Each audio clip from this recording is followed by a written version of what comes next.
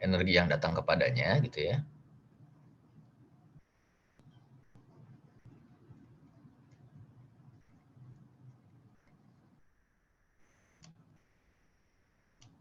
Kemudian dipancarkan kembali gitu.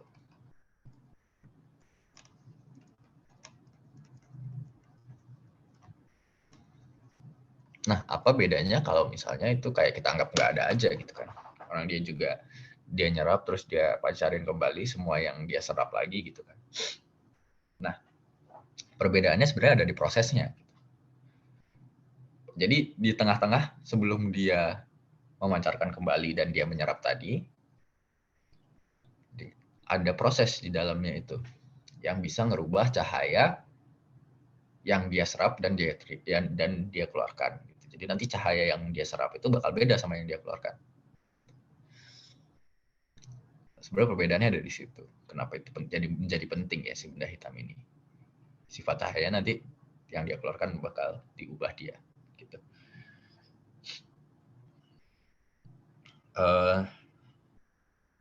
Bintang-bintang, terus juga planet, dan banyak hal lainnya itu banyak yang bisa kita anggap sebagai benda hitam ini. Jadi kayak kalau di bintang itu atau di contoh paling dekat kita matahari ya. Nah itu selubungnya matahari itu bisa kita anggap sebagai benda hitam. Di mana si selubungnya ini nanti bakal nyerap energi yang dihasilkan oleh inti, kemudian dia proses, baru dikeluarkan kembali. Gitu.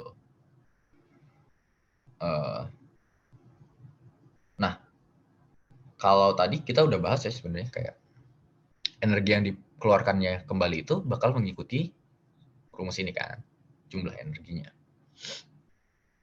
Jumlah energi yang dikeluarkannya.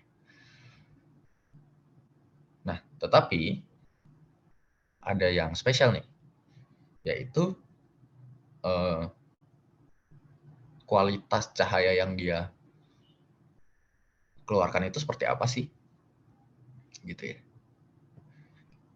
Jadi kalau tadi kan kita cuma membahas soal seberapa banyak gitu ya. Nah sekarang kita pengen tahu nih, cahaya yang dihasilkan oleh si benda hitam dengan temperatur segitu tuh, itu tuh seperti apa sih cahayanya? Gitu. Jadi lebih ke kualitasnya ya. Walaupun kita udah tahu nih jumlahnya berapa, tapi kita pengen tahu lebih dalam kayak jenisnya kayak gimana. Nah jadi benda hitam itu sendiri pada saat dia memancarkan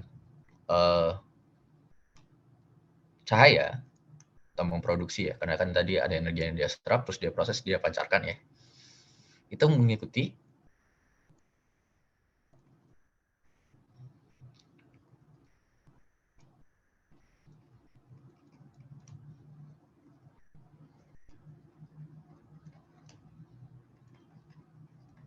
yang namanya kurva Planck. Nah ini sebenarnya kalau udah level lanjutan kita bakal bisa lihat nih dari rumus kurva Planck kita bisa lihat kayak kenapa dia bisa jadi seperti ini gitu ya, bisa jadi Fp sama dengan sigma T pangkat 4. Nah ini sebenarnya turunan dari rumus Planck. Tapi untuk sekarang nggak usah dulu karena rumusnya juga ribet ya, lumayan ribet lah, dan aku bakal liatin juga, tapi kita bakal nggak usah lihat itu terlalu jauh dulu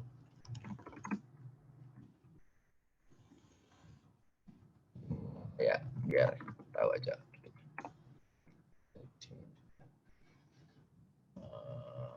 Form equation.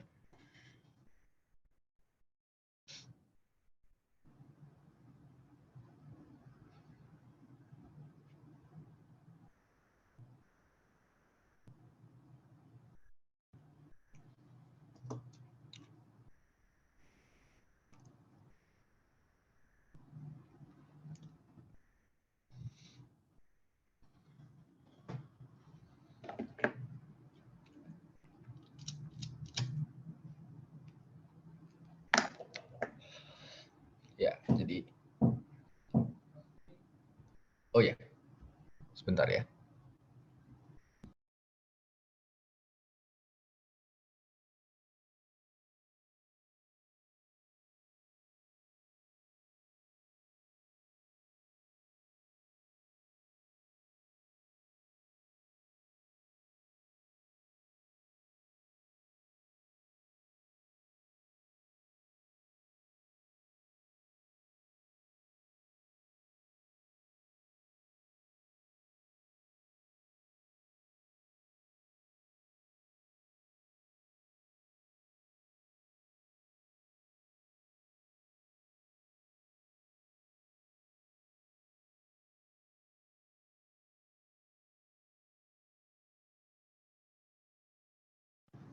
lanjut lagi ya.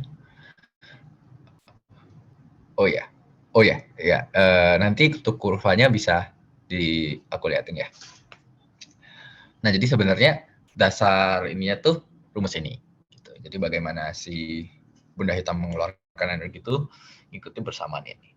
Nah, mungkin karena bentuknya kayak gini, jadi ya nanti turunan-turunannya juga rada ribet ya. Makanya kita nggak usah pentingin ini dulu. Yang penting kita ngelihat dari kurvanya aja. Saat ini. Kalau udah di tingkatan yang lebih tinggi nanti bakal lebih ini ya.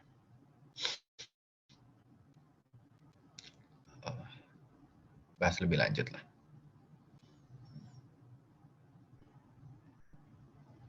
Nah, untuk kurvanya sendiri, jadi dari persamaan itu kita bisa dapat apa sih gitu ya. Kita bisa dapat yang namanya kurva Planck. Jadi dari rumus Planck kita bisa dapat kurva Planck.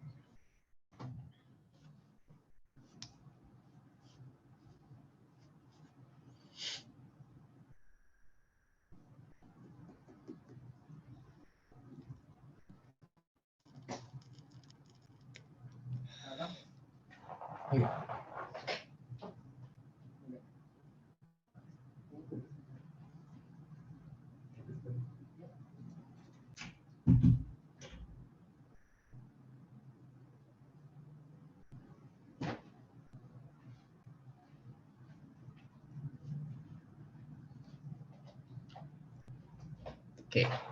Nah, jadi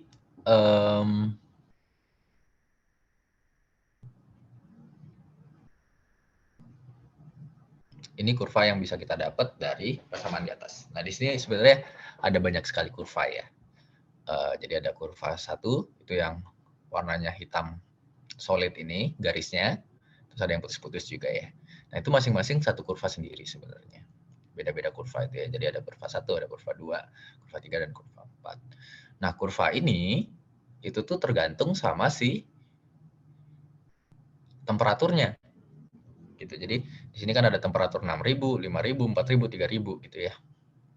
Nah, tiap temperatur ini akan menghasilkan kurva yang berbeda-beda. Gitu. Jadi kurva 6.000 itu bakal menghasilkan yang solid ini, antara yang 5.000 sesuai yang ditunjukkan oleh tanda panahnya, dia akan menghasilkan kurva yang bawahnya, dan seterusnya, dan seterusnya. Oke, jadi rumus di atas tadi, itu tuh menghasilkan itu sebenarnya.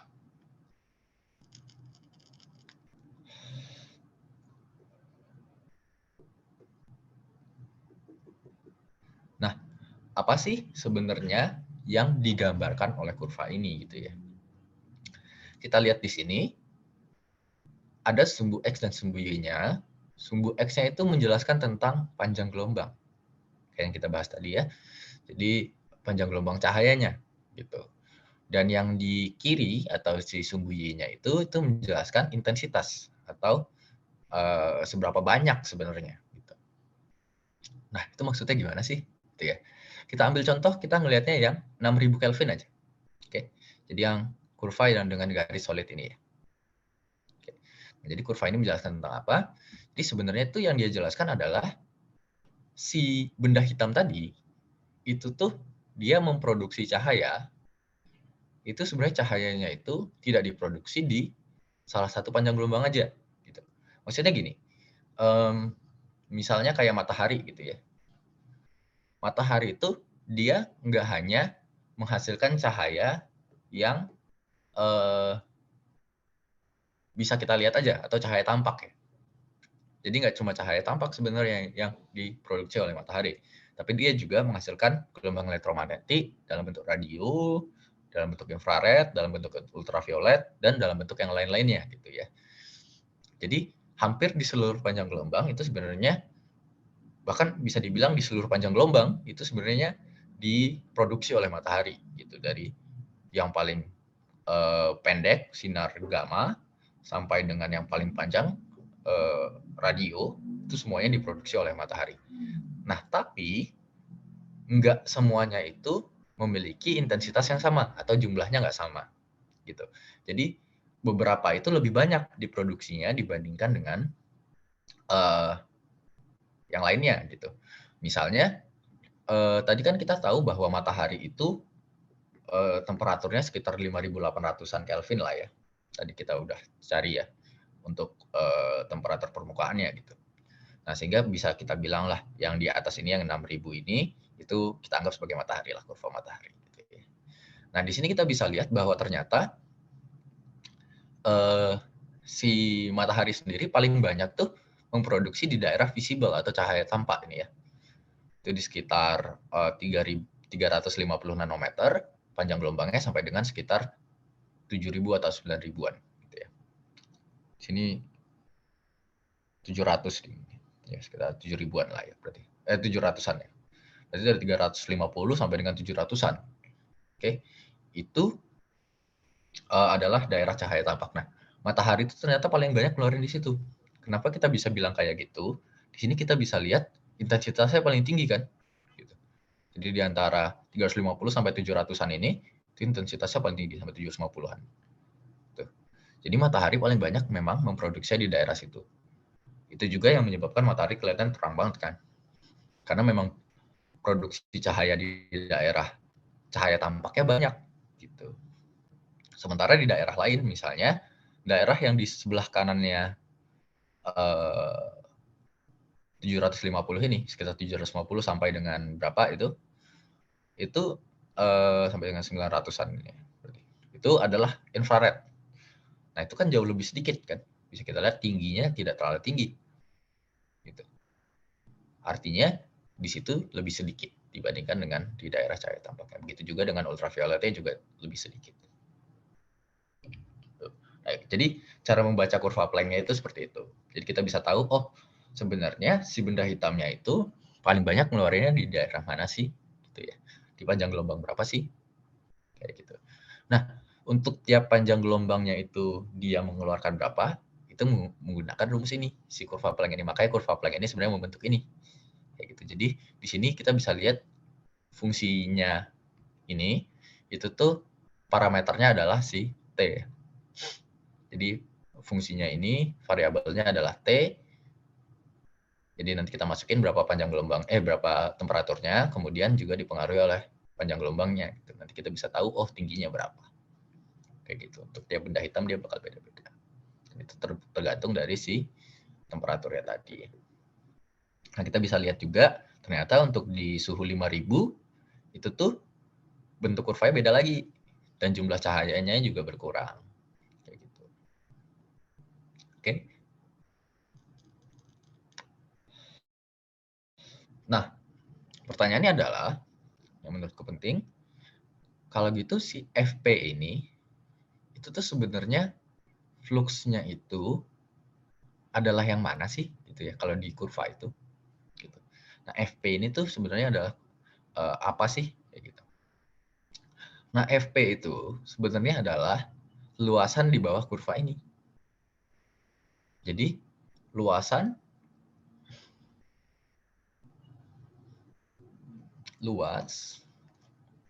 di bawah kurva Planck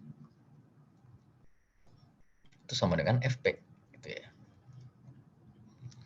Nah, kalau misalnya ini sebenarnya nggak gitu penting, tapi maksudnya kalau ada yang mengerti mungkin bakal lebih ini ya, lebih kebayang gitu ya. Dimana berarti FP itu sendiri itu sebenarnya adalah integral dari B atau si intensitas tadi, B lambda T, dikalikan dengan D lambda gitu ya. Nah, ini juga kenapa makanya aku nggak mau pakai ini ya, karena nanti untuk menjelaskan ini itu kita harus pakai kayak ginian gitu. Nah, intinya tapi rumus yang di bawah ini itu tuh cuma menjelaskan bahwa sebenarnya FP itu adalah luasan di bawah kurva Planck itu gitu. Ini bahasa matematisnya aja. Kalau bahasanya kita bahasakan dengan kata-kata gitu ya, itu adalah luas di bawah kurva Planck sebenarnya gitu. Jadi FP itu sebenarnya itu. Oke, sampai sini ada yang pengen ditanyain teman-teman untuk si kurva Planck-nya? Sebelum aku bahas ke apa yang sebenarnya pengen aku ini ya. bahas.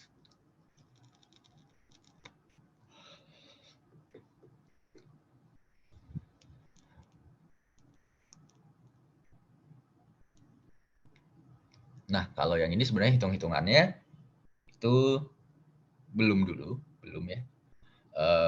Bukan berarti enggak. Nanti kalau misalnya tingkat yang lebih tinggi pasti kita bakal bahas tentang itu. Tapi untuk sekarang kita fokus dulu bahwa sebenarnya FP itu adalah itu, gitu ya, luas di bawah kurva Planck tadi.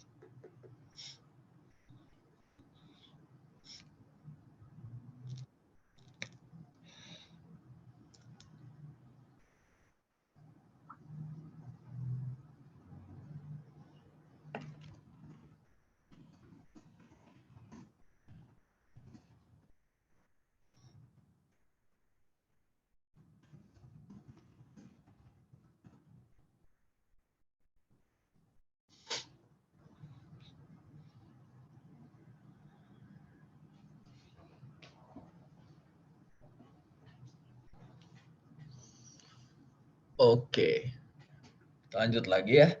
Kalau gitu, nah, jadi yang pengen aku bahas sebenarnya adalah yang disebut juga sebagai flux spesifik.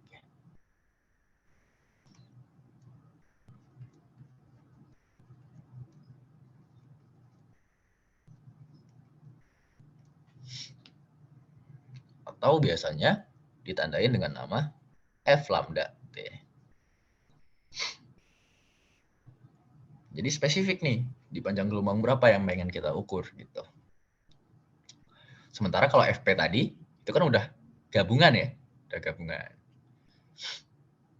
Nah, kalau flux spesifik dia cuma satu aja, satu panjang gelombang. Nah, flux spesifik ini sendiri sebenarnya adalah si ini ya, si B lambda ini sama ini. Jadi kalau kita udah dapat hasilnya, itu bisa kita anggap dia sebagai F lambda. Nah, jadi gabungan antara F lambda ini itu jadi FP nanti. Kalau udah kita gabung ya. Berarti aku juga bisa tulis bahwa ini gabungan dari flux spesifik ini adalah flux total atau flux permukaan tadi ya. Sebenarnya bukan hanya flux permukaan sih, karena kan nanti juga nyampe ke kita ya. Jadi gabungan flux lah secara total. Nah, sebenarnya aku pengen bahas itu adalah si flux spesifiknya ini. Nah, jadi apa sih sebenarnya kalau misalnya kita definisiin flux spesifik gitu ya? Jadi flux spesifik itu adalah flux di panjang gelombang tertentu itu berapa? Gitu.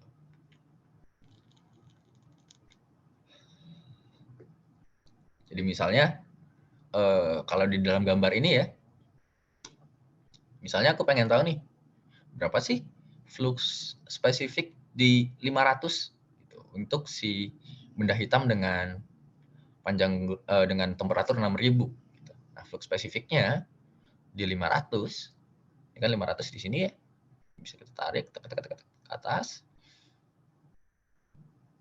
Nah, flux spesifiknya itu adalah tingginya ini.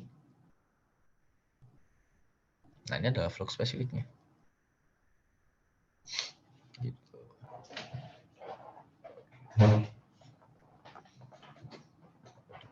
Tahu biasanya karena dia di 500 kan, berarti lambdanya kita ganti aja tuh.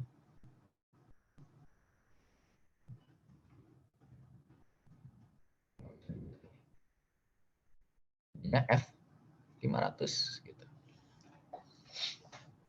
Karena lambdanya 500.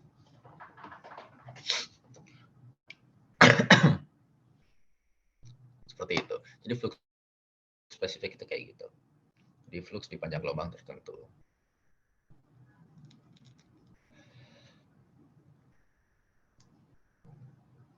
Nah, nanti penggunaannya untuk apa gitu ya, si flux spesifik ini.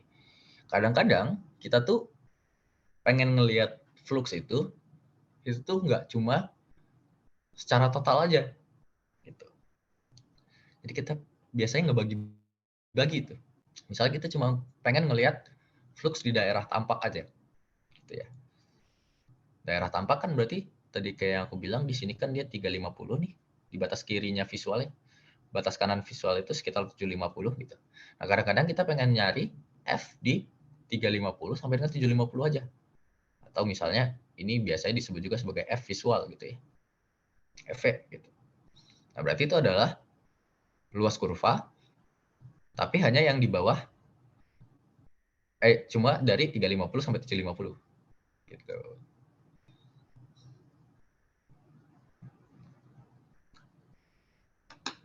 Kadang-kadang kita butuh yang kayak gitu. Jadi kita nggak ngelihat total. Seperti itu. Nah, ada yang pengen ditanyain nggak teman-teman soal flux spesifik ini?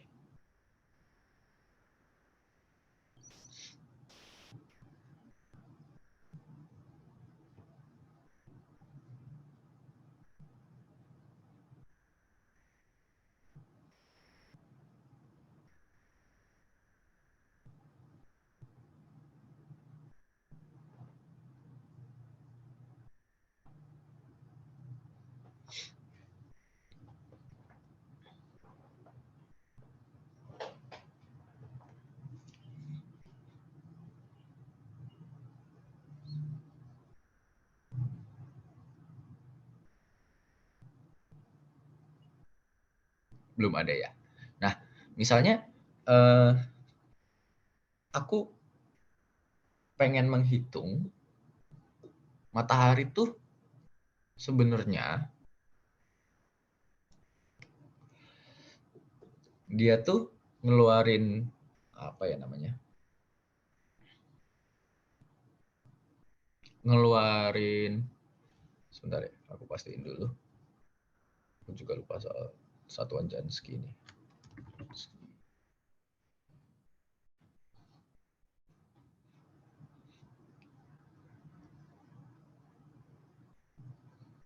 Oke.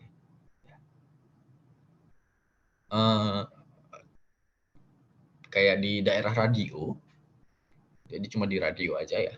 Itu tuh sebenarnya matahari ngeluarin berapa banyak energi sih? Nah, kalau tadi kan kita ngeliatnya dari 350 sampai 750 ya. Itu kan daerah visual. Kita nyari luasan di bawah ini terpaksa pakai integral kan agak susah ya. Nah, sekarang kita pengen ngelihatnya di daerah radio. Nah, daerah radio kan adalah wavelength panjang ya. Berarti daerahnya juga daerah jauh lah. Daerah sini. Sebelah sana ya radio itu kan. Nah, kalau kita lihat di daerah radio tersebut, ini kurva udah hampir lurus ya. Ini kan kayak melurus dia nanti kan. Gitu ya. Melurus. Jadi udah nggak, bentuknya udah nggak kayak kurva, udah kayak garis lurus gitu ya. Jadi nanti flux spesifik di daerah radio antara flux misalnya flux spesifik di 1 meter itu udah nggak bakal beda jauh sama flux spesifik di 2 meter. Jadi bisa kita anggap sama. Kalau misalnya si kurvanya ini udah datar kayak gini. Intinya pada saat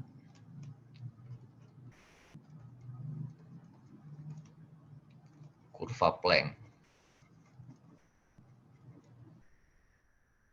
sudah relatif datar,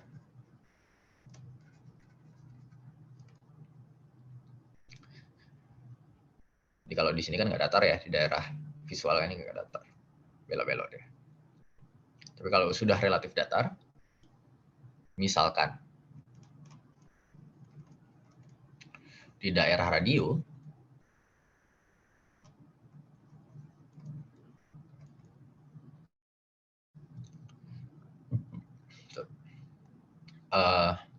persamaan yang tadi awalnya F itu sama dengan integral dari F spesifik dikalikan dengan D lambda, ya kan? Kan ribut ya, dari lambda 1 sampai lambda 2, aduh, apa ini gitu kan. Nah, sekarang itu bisa kita simpelin, karena dia relatif datar ya. Jadinya itu sama aja kayak F spesifik dikalikan dengan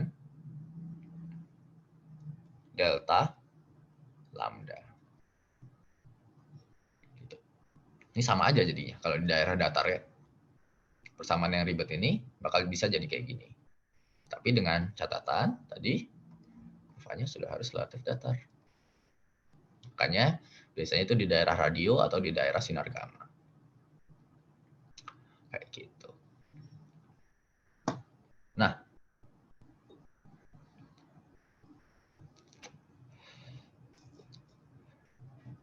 si delta lambda ini biasanya kita sebut juga sebagai bandwidth.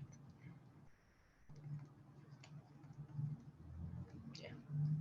Kita sebut juga sebagai bandwidth, atau kalau kalian pernah dengar mungkin di soal-soal sebelumnya itu ada yang namanya lebar pita. Gitu. Sebenarnya apa sih bandwidth itu gitu ya? Bandwidth itu sebenarnya sama kayak yang aku tulis di sini nih. F350 sampai dengan 750 nanometer gitu ya. Nah, bandwidth itu adalah 350 sampai dengan 750 itu tadi. Gitu. Nah, berapa panjang tuh jaraknya antara 750 sampai 350? 400 berarti kan ya. Nah, berarti bandwidthnya 400. Gitu. Tapi di kasus ini, apakah kita bisa menggunakan persamaan ini untuk menghitung 350 sampai 750? Jawabannya nggak bisa. Kenapa? Karena dia belok. Gitu. Jadi kita harus pakai persamaan yang ini, yang sebelah kiri, yang integral-integral ini. Gitu.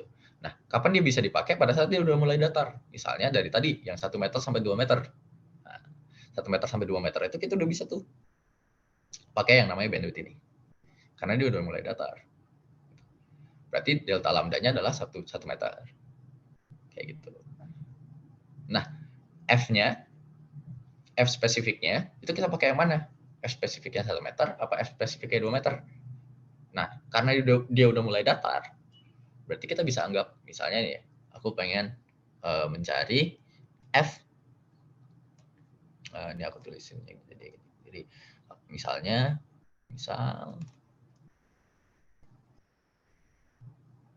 aku ingin mencari F di panjang 1 meter sampai dengan 2 meter. Gitu ya. Kita udah tahu nih di daerah segini, dia udah mulai datar. Nah, karena dia udah mulai datar, berarti kita bisa pakai yang namanya F lambda dikali delta lambda. Oke. Nah, F lambdanya pakai punya siapa? Punya 1 meter atau 2 meter? Nah, karena mereka sudah mulai datar, berarti kita bisa menganggap seperti ini. F1 meter itu hampir sama dengan F2 meter. Jadi kita mau pakai yang mana aja boleh. Gitu. Jadi persamaan ini bakal berubah jadi F1 meter. Kali sama delta lambda. Delta lambdanya berarti kan dari 1 meter sampai 2 meter ya. Berarti 1 meter, 2 meter dikurangi dengan 1 meter. Nah, ini adalah si bandwidth. Ya, ini sama. Ini bakal menghasilkan nilai yang mirip-mirip sebenarnya. Gitu. Jadi untuk daerah yang sudah mulai datar kurvanya, kita bisa menggunakan persamaan ini aja. Gitu. Nah, ada yang spesial lagi, yaitu biasanya untuk daerah-daerah yang datar gini, kalau kita lihat di atas juga lumayan kelihatan ya, itu bahwa si kurvanya itu, atau si kurvanya itu tingginya itu udah pendek banget lah, dari 0 ya, kecil. Gitu. Jadi kayak satuan watt per meter itu udah, watt per meter kuadrat itu udah kurang cocok lah untuk itu ya. Sehingga biasanya kita menggunakan satuan yang namanya Jansky. Gitu. Nah, ini sebenarnya sama aja sih. Sama aja kayak secara definisi sama kayak flux sebenarnya. Satuan sama dengan flux. Itu tuh analoginya itu mirip kayak misalnya kita bilang kalau misalnya kita mengukur panjang meja gitu kan. Panjang meja kan kita biasanya pakai sentimeter lah gitu kan. Tapi kalau misalnya kita pengen ngukur jarak perjalanan itu kita pakai kilometer biasanya kan. Nah, Ini gara-gara objek yang diukur aja gitu. Mungkin kalau misalnya kita pakai flux, nanti kekecilan, penggambarannya agak jelek gitu ya. Jadi kita pakai yang namanya Jansky. Nah, sama juga kayak tadi kasusnya analoginya, kalau kita ngukur jarak perjalanan, pas kita pakai sentimeter jadi gede banget kan, makanya kita pakai kilometer. Tapi kalau untuk ngukur meja, kilometer kegedean, akhirnya pakai sentimeter. Nah, jadi sebenarnya mereka menggambarkan hal yang sama, tapi satuannya beda aja. Nah, itulah Jansky dan flux itu sama sebenarnya. Tapi yang cuma ininya aja yang beda untuk menggambarkan hal yang sama. Gitu. Nah, konversi dari Jansky ke flux sendiri, atau flux ke Jansky, konversinya itu, aku juga lupa.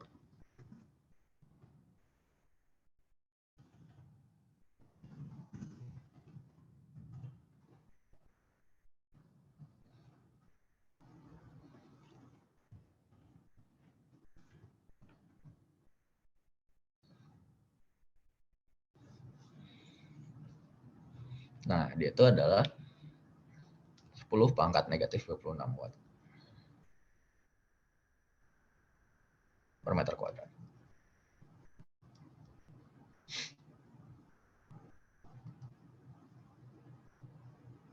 Jadi 1 Jansky atau 1 J ya, Jansky itu adalah 10 pangkat negatif 26 watt per meter kuadrat. Gitu. Nah, jadi lebih kecil jauh ya, gitu. Kelihatannya lebih kecil jauh. Nah, itu gara-gara memang yang kita ukur juga kecil. Energi di daerah radio kan kecil, seperti yang kita lihat di kurva ya. Sehingga kita pakai yang namanya Jansky ini. Tapi sebenarnya dia sama kayak gini. Oke. Kira-kira kayak gitu. Oke, sampai sini ada yang pengen ditanyain teman-teman?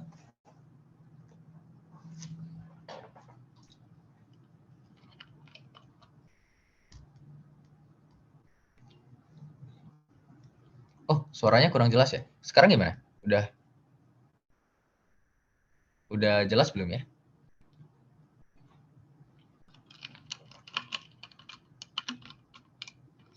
Halo, halo. Halo, halo. Oke. Sip. Udah lumayan. Ya, kadang-kadang wifi-nya suka naik turun. Aku lagi nggak di ini soalnya. Nggak di Jogja. Dan Jogja mah lumayan bagus. Aku lagi balik ke rumah, pulang.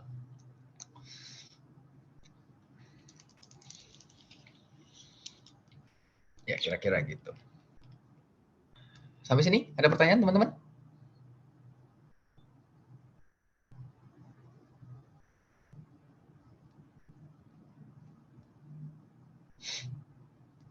Ada yang kalian belum mengerti tentang si flux spesifik, terus flux di range tertentu, bukan flux total gitu. Nanti bakal ini ada hubungannya juga ke magnitudonya soalnya ya.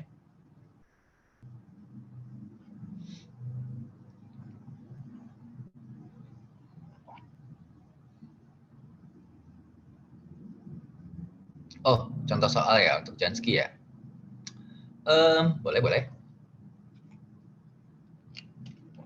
Mungkin jadinya kita harus pakai si rumus ini ya. Rumus yang di atas ini. Itu nggak masalah.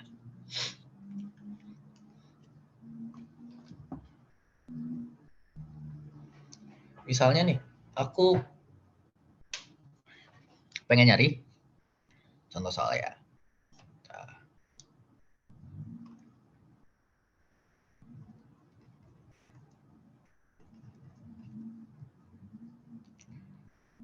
Aku pengen nyari berapakah besar flux di panjang gelombang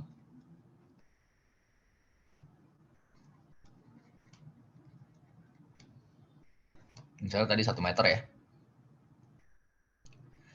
untuk matahari.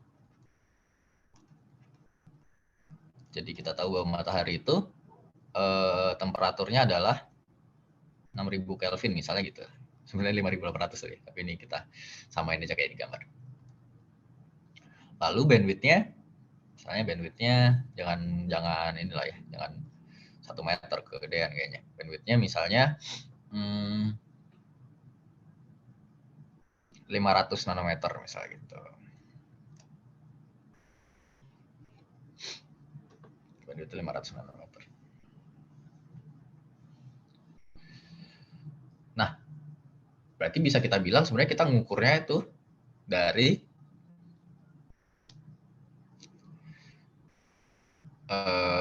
flux spesifiknya, itu yang kita ukur ya, flux spesifiknya itu dari 1 meter minus 250 nanometer, ya kan? Sampai dengan, jadi ini yang awalnya ya, sampai akhirnya itu berarti di 1 meter ditambah 250 nanometer, ya kan? Jadi kalau misal kita ukur dari dari awal sampai akhir tuh ya panjangnya 500 meter berarti gitu. Nah, terus kita nyari fluxnya gimana dong? Ya kan? Nah, kalau kita nyari fluxnya, kita bisa cari tuh.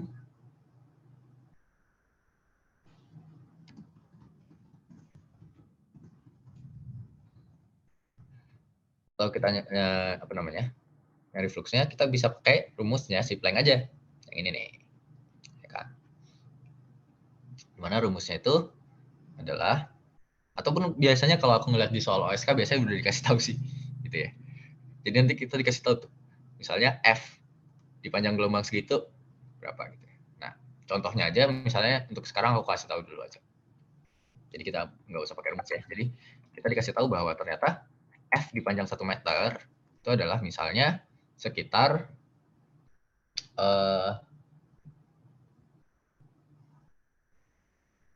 misalnya 1 Jansky per nanometer gitu kan ya. Misalnya kita dikasih tahu itu. Nah, berhubung ini dekat banget, jadi 1 meter dikurang 250 nanometer dan 1 meter ditambah 250 nanometer itu dekat banget. Jadi ini kita bisa bilang bahwa F 1 meter ditambah 250 dan F 1 meter tambahnya cuma nanometer lagi ya. Jadi kalau ditambah dikurangin 250 nanometer, ini bakal sama dengan F 1 meter nih. Itu sama dengan 1 Jansky juga. 1 JY ya kalau nggak salah. Per nanometer. Gitu. Dengan kata lain, kita bisa langsung mencari berarti F dari yang tadi yang 1 meter dikurangi 250 nanometer sampai dengan F dari 1 meter ditambah 250 nanometer itu bakal sama aja kayak F 1 meter dikalikan dengan bandwidth-nya. Dikalikan dengan bandwidth. Bandwidth-nya berapa? Bandwidth-nya 500 kan. Berarti ini 1 Jansky dikalikan dengan 500 nanometer. 1 Jansky per nanometer kan tadi. Akhirnya kita dapat besarnya adalah 500 Jansky. Atau kalau misalnya kita pengen cari dia dalam apa namanya? Dalam watt per meter kuadrat, jadinya berarti ini sama aja kayak 5 dikali 10 pangkat negatif 24 watt per meter kuadrat. Nah, segitulah energi yang kita dapat di daerah radionya. Seperti itu. Kira-kira untuk yang Jansky ini. Gimana? Sampai sini ada yang pengen ditanyain nggak? Kebayang soal Jansky ini?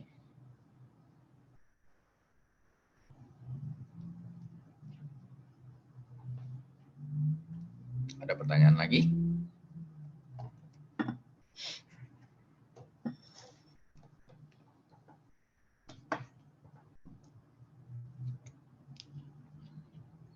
Oke.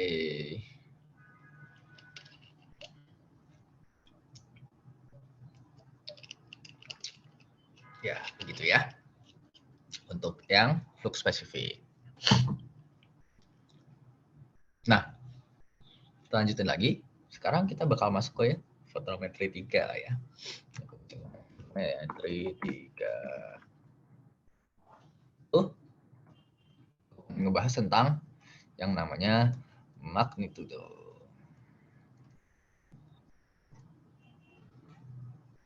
Dan ini udah agak beda lagi ya.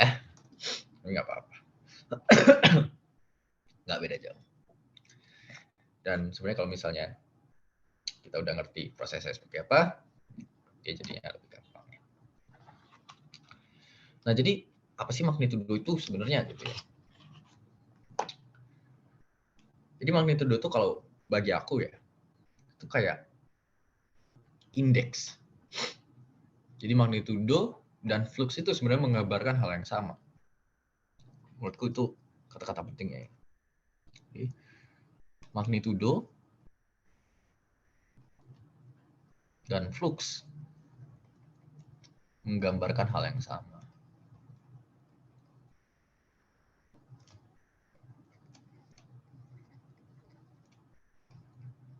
Lah, terus perbedaannya di mana? Dari nilainya aja. Tapi yang mereka gambarkan sama-sama kecerlangan. Seberapa cerah. Kayak kita tadi udah sempat bahas juga. Flux itu kan kalau dibandingin kita bisa tahu ya, yang mana yang lebih terang, mana yang lebih. Magnitudo juga sama, sebenarnya sama-sama menggambarin itu. Kecerlangan itu. Kenapa ada sistem magnitudo? Kenapa kita nggak pakai flux aja gitu ya? Kenapa harus pakai magnitudo gitu kan? Jujur aku juga nggak tahu. Kenapanya? Kenapa harus pakai magnitudo gitu ya? Kenapa nggak pakai flux aja? Menurutku juga flux sudah cukup sih makanya. Tapi mungkin lebih gampangnya gini. Nilai di kuliah aja gitu misalnya. Nanti kalau kalian di kuliah kalian ngerasain juga. Kenapa sih nilai di kuliah tuh pakai A, B, C, D gitu kan? Kenapa nggak pakai angka aja gitu dari 0 sampai 100? Kayak nilai rapor di sekolah. Kenapa harus pakai A, B, C, D? Aku juga nggak tahu alasannya itu kenapa tuh. Mungkin lebih mudah kali ya kalau misalnya direpresentasikan pakai A, B, C, D gitu, dibandingin pakai ini gitu kan, pakai nilai biasa. Nah, mungkin gitu juga alasan yang sama untuk si flux ini kemudian direpresentasikan dalam bentuk magnitudo. Karena memang kalau flux sendiri satuannya kan bisa, maksudnya angkanya itu bisa kayak kali 10 pangkat negatif berapa gitu ya. Jelek kan. Sehingga pakai magnitudo. Kalau pakai magnitudo tuh jadi kelihatannya cuma 1, 2, 3. Jadi lebih apa ya, lebih mudah lah untuk dilihat gitu.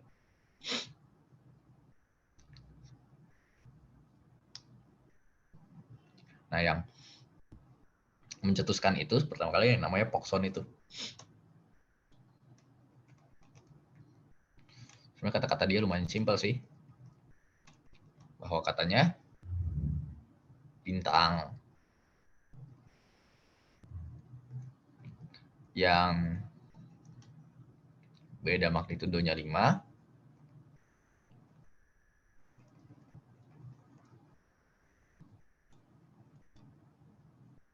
berarti kecerlangannya beda 100 kali.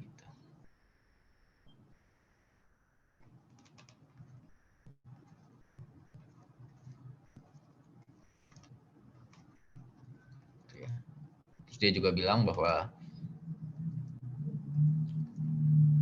semakin besar magnitudo,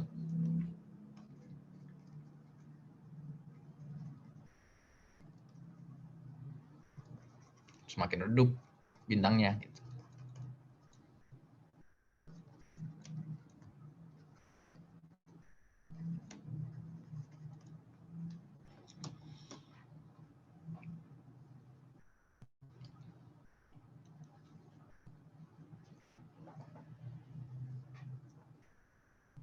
Sebenarnya dia bilangnya kayak gitu aja.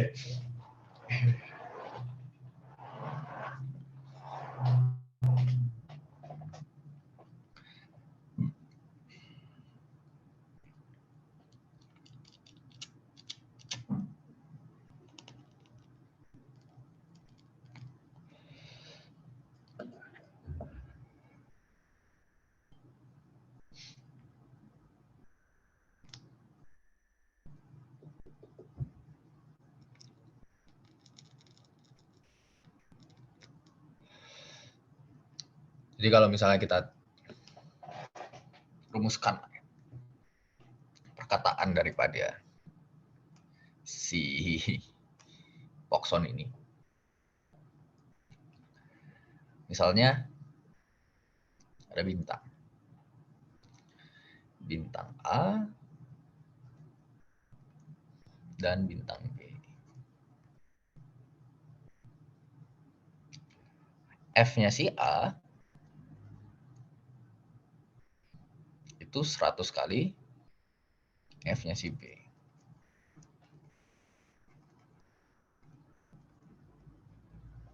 Misalnya gitu.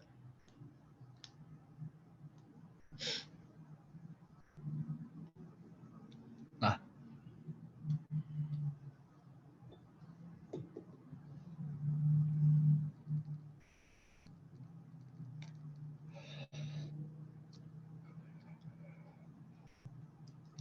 berarti FA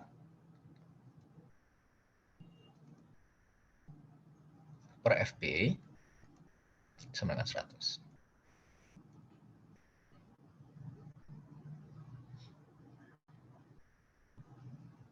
Dan kita juga bisa tahu bahwa kalau dari sistemnya si Pokson, berarti MA dikurangin dengan MB atau magnitudo A dikurangin dengan magnitudo B, karena tadi Pokson bilang semakin besar magnitudo semakin redup bintangnya ya.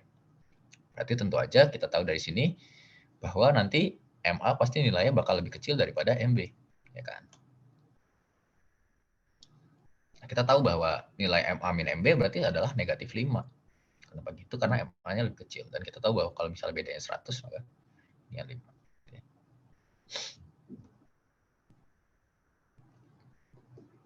Nah, bagaimana kita menggabungkan kedua nilai ini?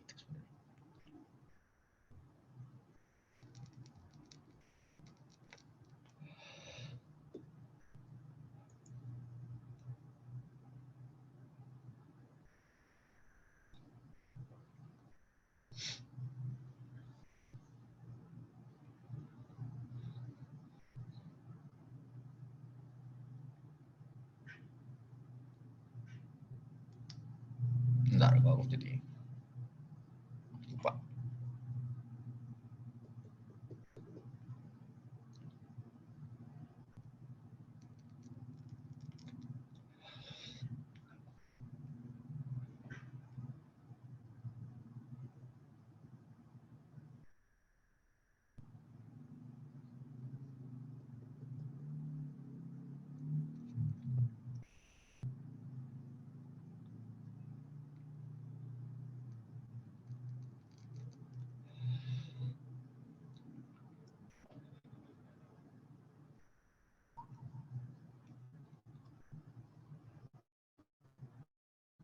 Bentar ya.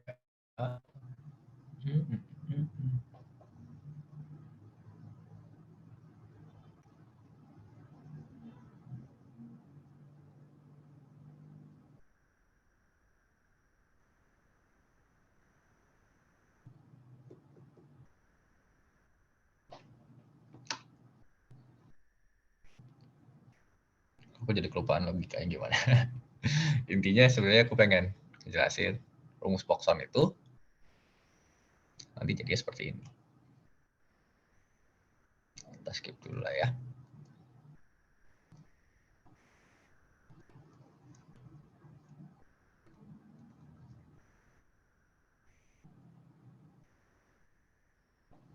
Jadi bagaimana kita bisa mendapatkan representasi dari apa namanya? Dari magnitudo, dari nilai FA dan FB, dari kecerlangan tadi ya, dari flux, itu adalah dengan menggunakan rumus ini sebenarnya. Nah, ini yang kita juga kenal sebagai rumus Pokson.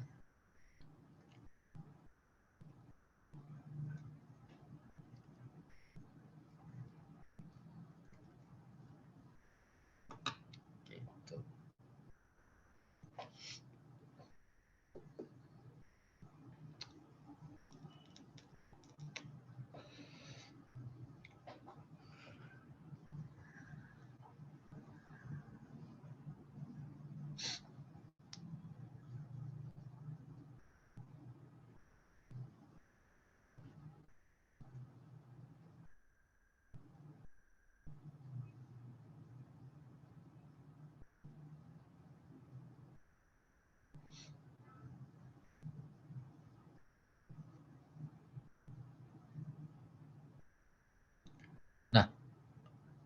Jadi di sini memang kita harus membandingkan antara dua buah objek ya. Jadi ada objek A dan objek B untuk kita bisa mengukur magnitudo. Jadi di sini kita punya syarat bahwa kita harus mengetahui salah satunya. Misalnya kita harus tahu MB dulu nih. Harus diketahui kalau kita mau mengetahui MA ya. Dan nilai FA dan FB juga kita harus tahu. Baru kita bisa mengetahui si MA-nya.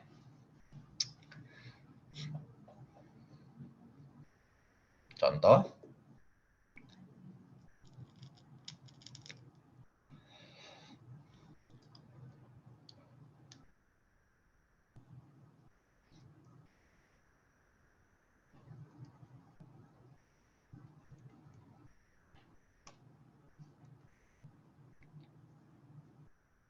kayak kasus tadi. Berarti kita tahu bahwa bintang A itu 100 kali bintang B ya. Lalu kita juga mengetahui bahwa misalnya bintang B itu magnitudonya misalnya 5. Berapakah magnitudo dari bintang A gitu ya.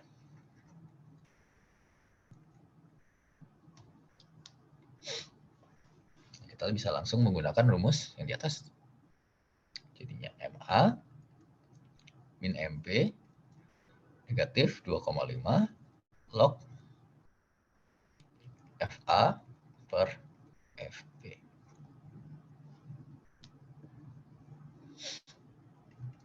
Negatif 2,5 log, kita tahu bahwa FA itu 100 FB.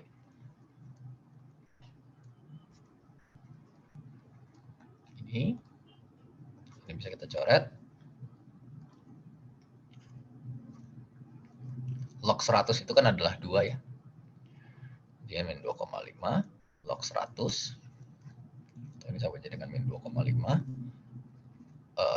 Min 2,5 dikalikan dengan 2. Karena log 100 sama dengan 2. Berarti ini sama dengan negatif 5 ya. Nah, kita tahu bahwa MB-nya itu 5. Jadi MA min 5 sama dengan negatif 5. Berarti MA-nya adalah 5 dikurangi 5. 0 ya. Jadi MA-nya itu adalah 0 magnitudo. Nah, 0 di sini tuh bukan menggambarkan kekosongan ya. Ya indeksnya 0 aja.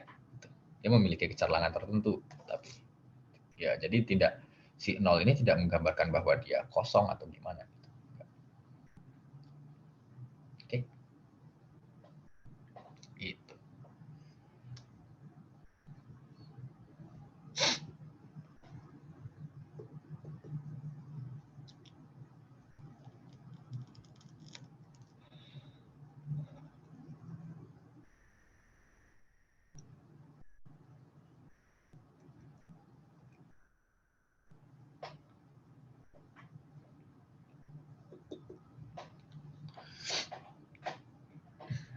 Ada pertanyaan sampai sini teman-teman? Mungkin?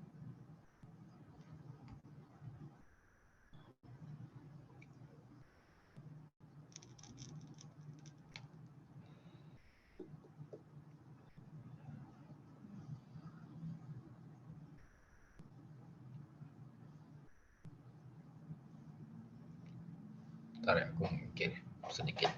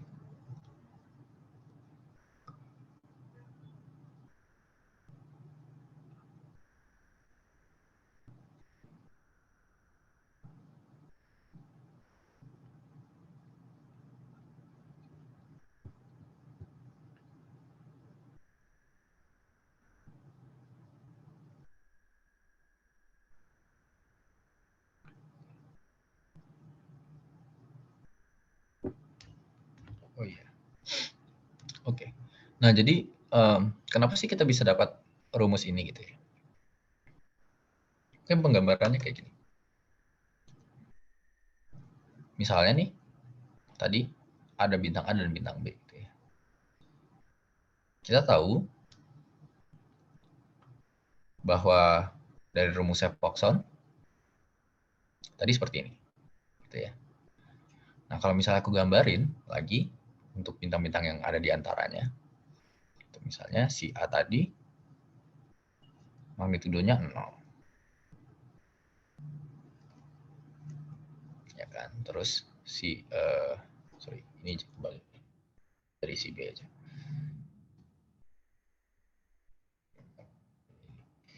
Si B di MB magnitudonya 0, 5. Terus di antaranya kan pasti ada bintang-bintang lainnya. Oke, nah ini ada siapa yang magnitudonya 4, di sini ada yang magnitudonya 3, lebih besar terus ya.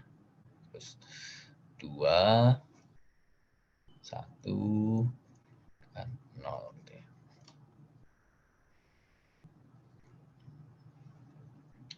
Nah, yang kita tahu pada saat dia sampai ke sini, itu kan dia udah 100 kali lipat ya kecerlangannya. Jadi kalau misalnya B itu dia punya FB1 gitu ya. Nah, maka si FA ini nanti bakal dapat 100 kali FB lah gitu ya. Ini adalah MA. Ini 0. Tapi sebenarnya kalau misalnya kita mau ngelihat satu-satu gitu ya, itu juga bisa kan. Kita pengen tahu nih.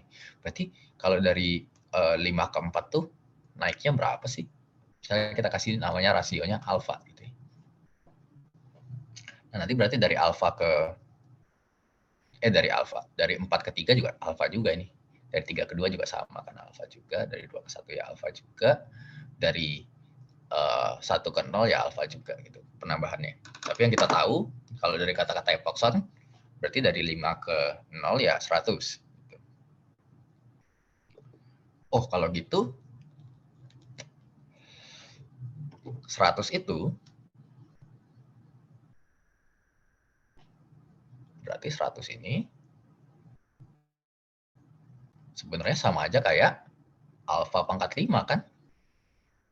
Jadi 100 itu ternyata adalah sama dengan alfa pangkat 5. Karena alfanya ada 5 kali tuh, dari 5 ke 0 kan. Jadi alfa kali alfa kali alfa kali alfa ternyata sama dengan 100. Gitu. Jadi alfa pangkat 5 sama dengan 100. Nah, kalau gitu alfanya berapa?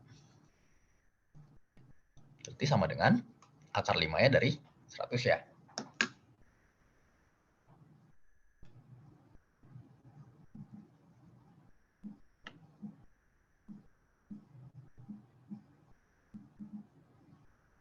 Wah, dapatnya 2,51.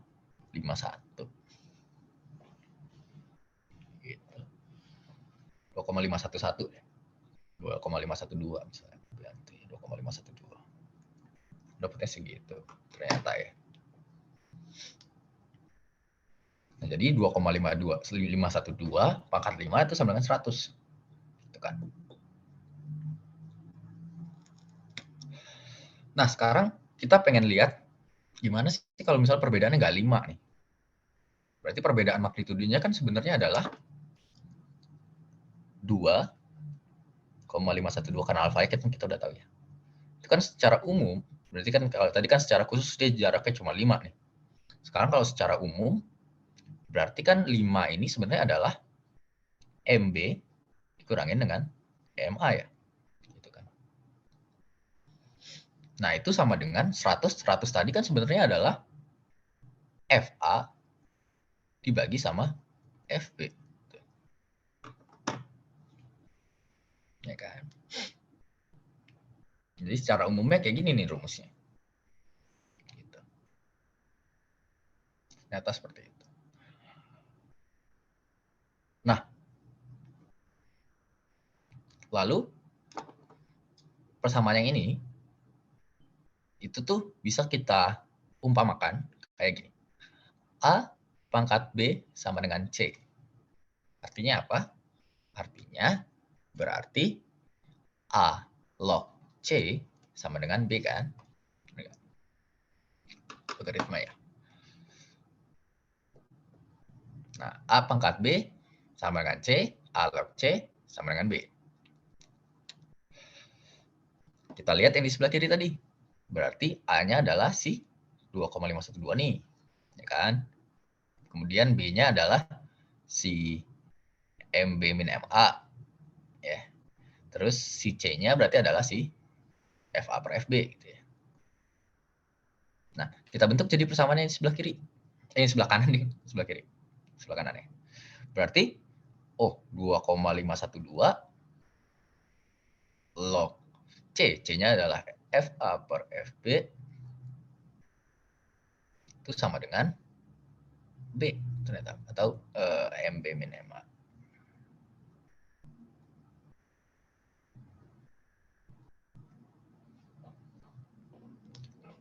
Udah deket nih. Ya kan?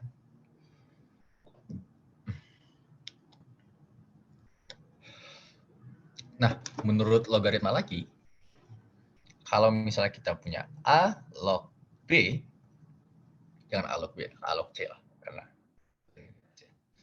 A log C itu sama aja kayak log C dibagi dengan log A.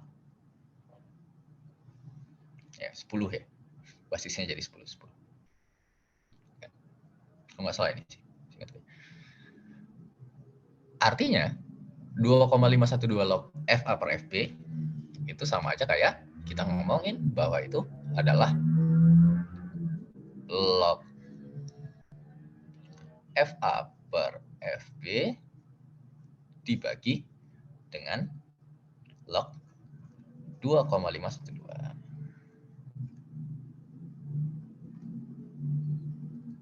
Sama dengan MB min MA.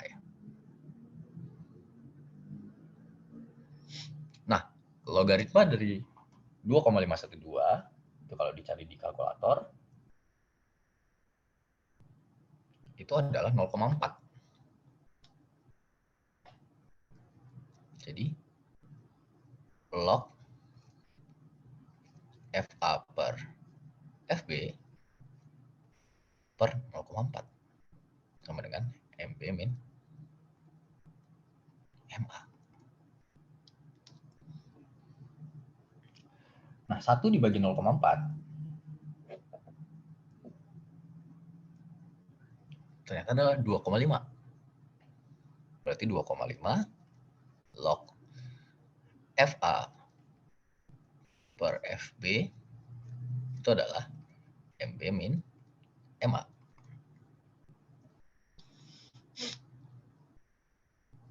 Nah, tapi ini agak nggak pas ya. Kenapa ya? Gitu kan.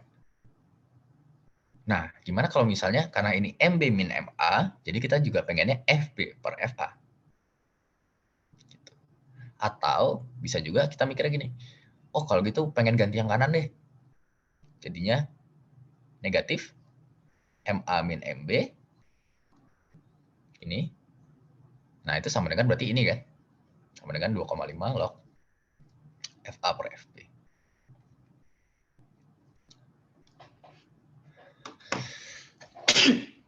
Alhamdulillah. Dengan kata lain, berarti negatifnya kita pindahin ke sebelah kiri. Jadinya negatif 2,5 log FA per FB itu sama dengan MA min MB. Nah, ini sebenarnya adalah rumus Poisson ya. MA min MB sama dengan negatif 2,5 log FA per FB. Kayak gitu. Jadi sebenarnya rumusnya Poisson itu dari situ. Gitu. Jadi dari kata-kata dia yang ini nih, dua hal ini. Bintang yang beda magnitudenya 5, berarti beda keselangannya 100 kali lipat gitu kan. Terus dia semakin besar magnitudo, semakin redup bintangnya. Nah, dari situlah kita bisa merumuskan hal-hal ini tadi sehingga bisa dibuktikan bahwa persamaan Poisson itu sebenarnya adalah ini.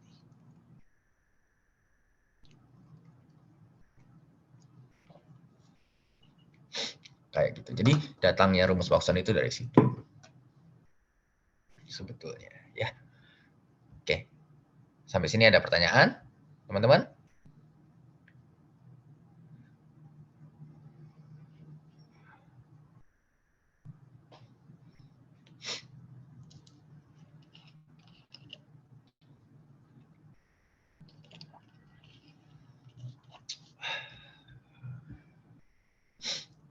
Oh, sorry tadi aku nggak kebaca ya.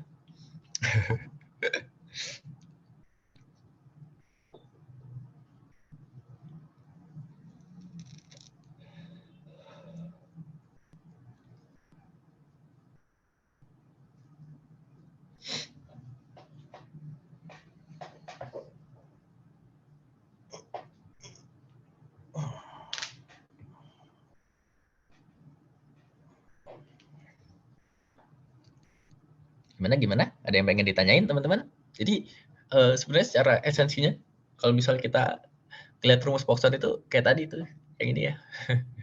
Cara nyarinya tuh kayak gini. Jadi sebenarnya antara magnitudo yang bedanya 1, itu perbedaannya 2,512 gitu. Kali lipatnya ya. Jadi misalnya bintang yang magnitudonya 4, itu 2,512 kali lebih terang dibandingin yang magnitudonya 5. Walaupun setelah disederhanakan, kemudian kita bisa menggunakan rumus ini juga ya. Tapi esensinya sebenarnya di sini. Jadi bisa kayak gitu kita lihatnya. Oke. Yakin belum ada pertanyaan sampai sini?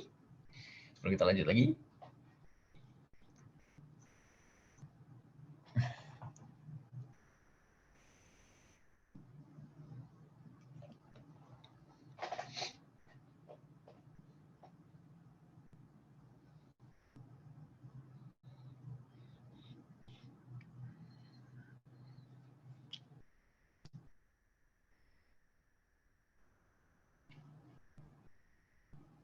Ya.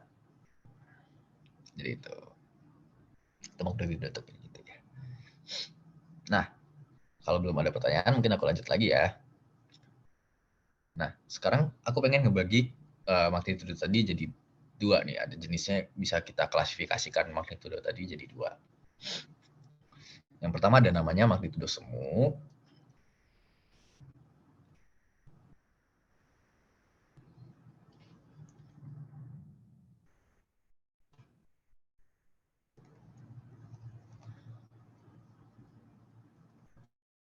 Semu ya. Yang kedua itu magnitudo mutlak. Gitu ya.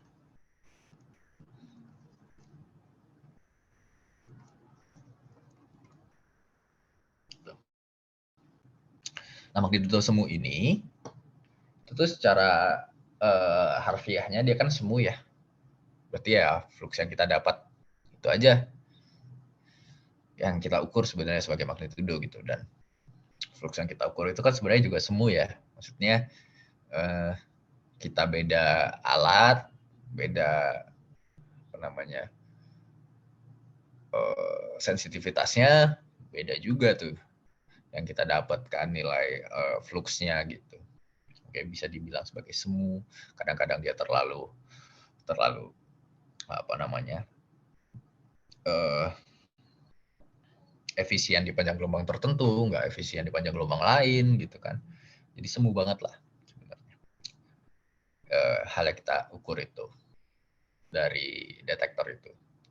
Banyak variabel yang membuat nilainya ini tuh jadinya beda-beda gitu kan. Makanya dia semu. Sementara susah dong kalau misalnya kita ngelihat kayak gitu nilainya beda-beda terus gitu kan. Makanya tadi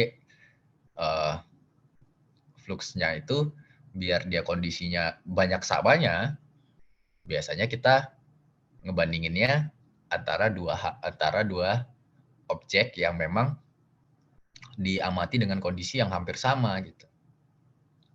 Misalnya kita ngukur bintang A itu pakai misalnya detektor A gitu.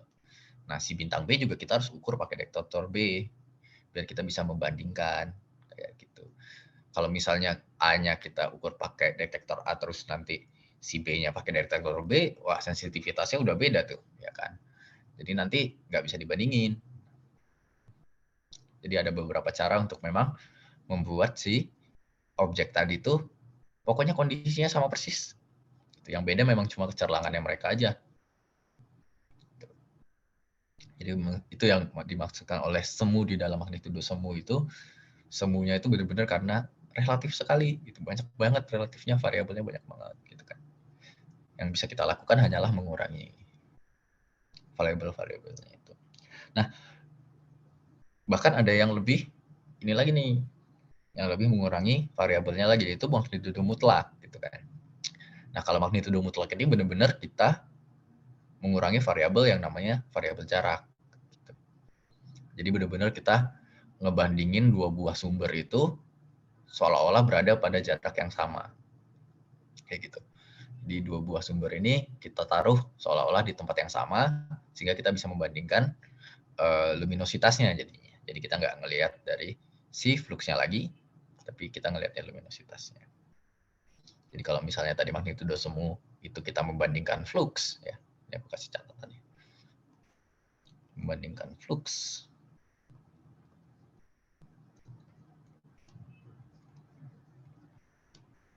Nah, sementara kalau magnitudo mutlak dia membandingkan luminositas.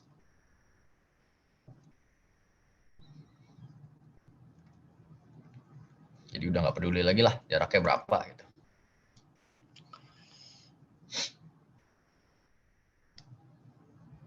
Kita benar-benar ngelihat luminositasnya siapa yang lebih terang. Kayak gitu. Nah, di magnitudo mutlak pula, itu jaraknya kita tetapkan itu di 10 parsec. Jadi seolah-olah semua benda itu berada di jarak 10 parsec daripada kita. Nah, 10 parsec itu berapa sih? Gitu ya. Oke, jadi kalau konversinya, itu tuh 1 parsec, itu 206,265 AU atau SA. Nah, 1 AU, itu kayak yang tadi ya, itu adalah 1,5 kali 10 pangkat 11 meter. Jadi ya bisa dibayangkan kayak 10 parsec itu kayak gimana ya. Jadi kalau misalnya parsec dalam meter, jadinya 10 parsec berarti adalah 10 dikali 206,265 dikali 1,5 dikali 10 pangkat 11 meter. Jauh ya. Gitu. Jadi seolah-olah semua objek kita taruh di situ. Sekarang. Itu kalau magnitudo mutlak.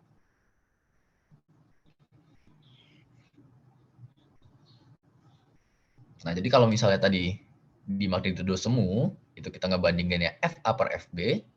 Nah, kalau di magnitudo mutlak, itu jadinya biasanya untuk magnitudo mutlak sendiri kita pakainya M besar ya.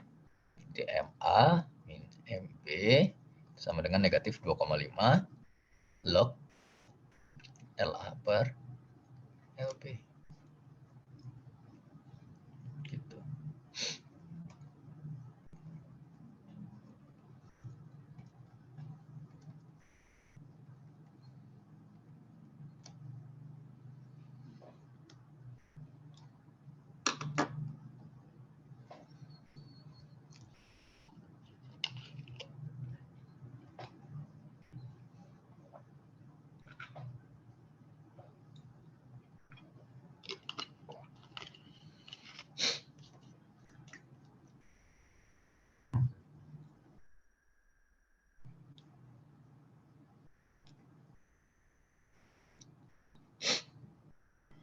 Nah, kita juga bisa mencari relasi antara magnitudo mutlak dan magnitudo semu untuk objek yang sama ya.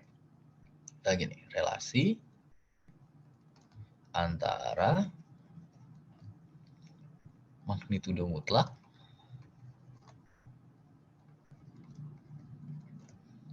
dan semu untuk objek yang sama.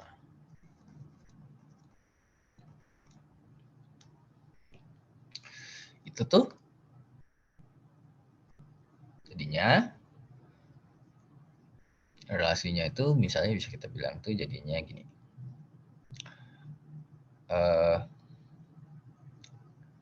MA, ini aku buatnya jadinya MAG, kan sama aja kayak kalau dari rumus Foxonnya negatif 2,5 log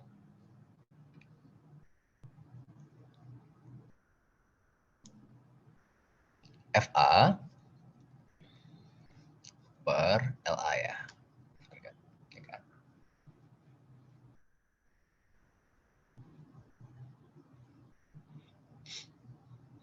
Bukan per LA deh. Per FA juga.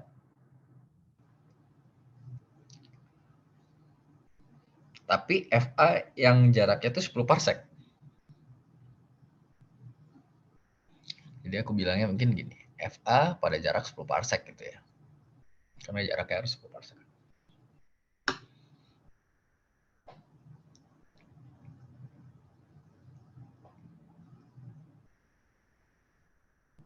Nah, dari yang kita udah pelajarin bahwa sebenarnya F itu kan adalah luminositas dibagi dengan luasan bola tadi. 4pi dikalikan dengan jaraknya kuadrat ya. Berarti sebenarnya FA sendiri itu adalah luminositas A dibagi dengan 4pi jarak A kuadrat. Dari pengamat ya. Pengamat ini dari mana gitu. Dan si FA 10 parsec itu adalah LA dibagi dengan 4pi. Nah, karena di 10 parsec berarti D-nya itu ya 10 parsec gitu ya. Kuadrat. Sekarang kita masukin ke dalam persamaannya. Jadi MA min MA itu adalah negatif 2,5 log FA.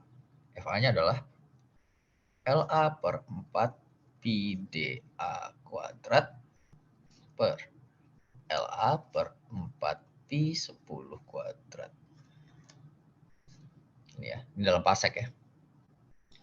Terus kemudian kita coret.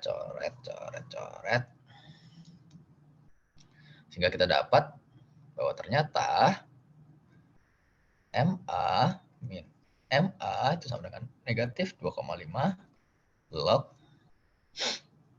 10 per DA kuadrat.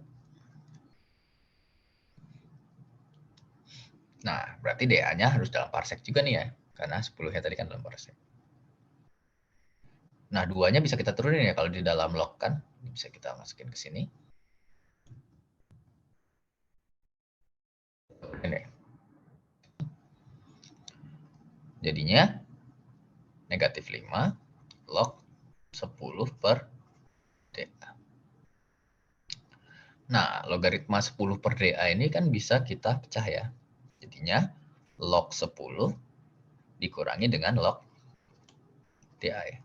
Menurut aturan logaritma. Sehingga ini sama aja kayak kita ngomong, ini kan log 10 1 ya. 10 log 10 1. Ini sama aja kayak berarti min 5 plus 5 log DA. Dimana DA-nya ini harus dalam parsec.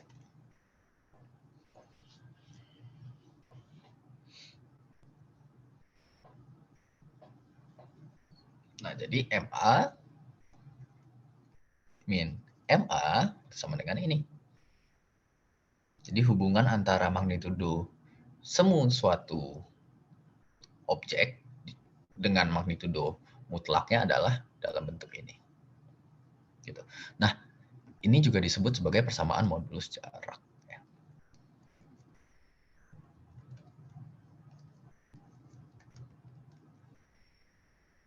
Disebut juga sebagai persamaan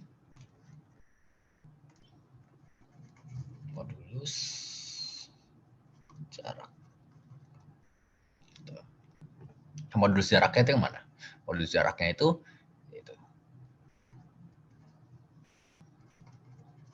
modulus jaraknya tadi adalah si MA min MA tadi. Itu adalah modulus jaraknya. Oke.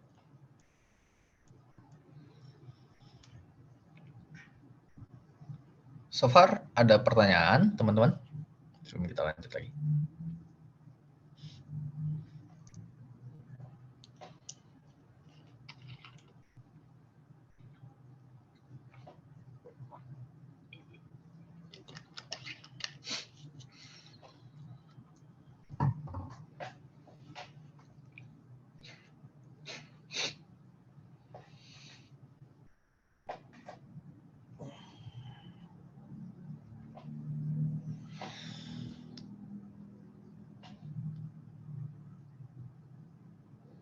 Yang bagian mana yang mau dicatat?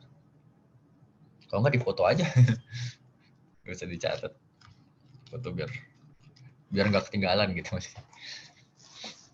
Soalnya nanti bolak-balik ngeliat screen, lihat kertas, lihat screennya kertas kan. Screenshot aja. Bagian ini yang atas. Ini. Ini tuh yang mana? Ingat nggak? Yang ini kah? Udah benar? Atau masih salah? Oke.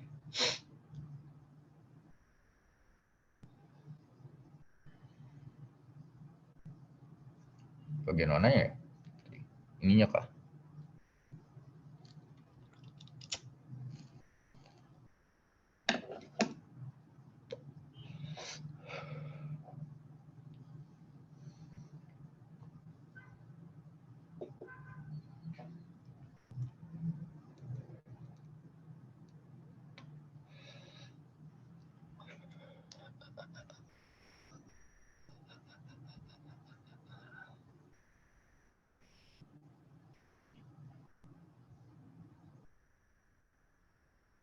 Bagus. Nggak bagus.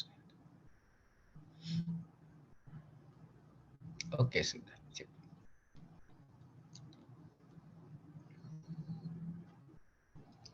Jadi contohnya gimana? Kalau misalnya untuk yang modulus jarak ya.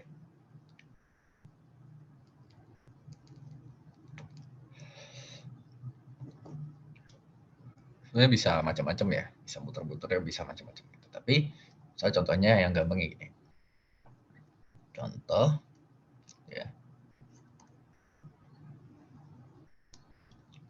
Misal kita tahu bahwa sebuah bintang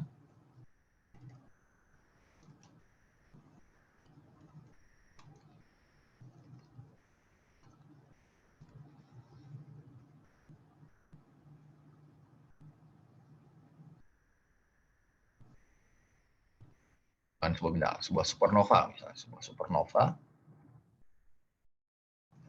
bintang meledak ya, tipe 1A.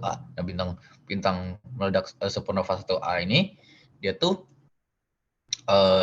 spesial ya. Jadi dia tuh memiliki luminositas yang selalu sama di mana-mana, semuanya sama gitu.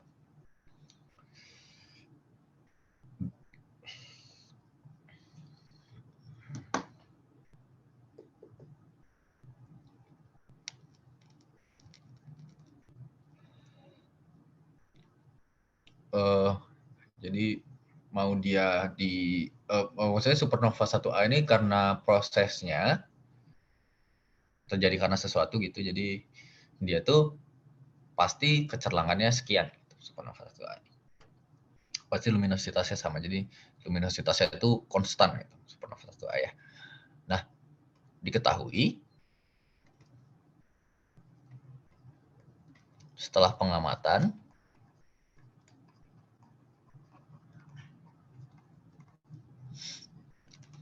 perbedaan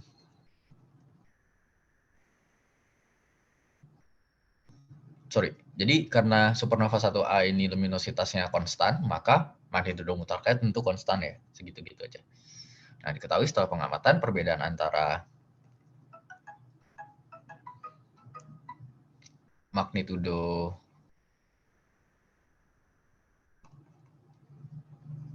semu dan mutlaknya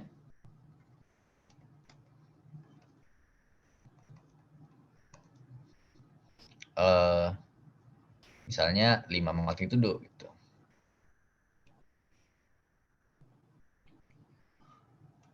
Pertanyaannya adalah berapa jarak supernova ini dari kita.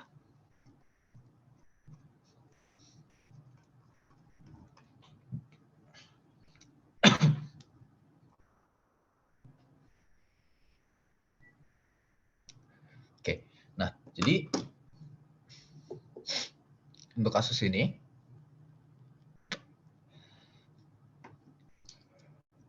kita udah dikasih tahu bedanya itu 5 gitu kan.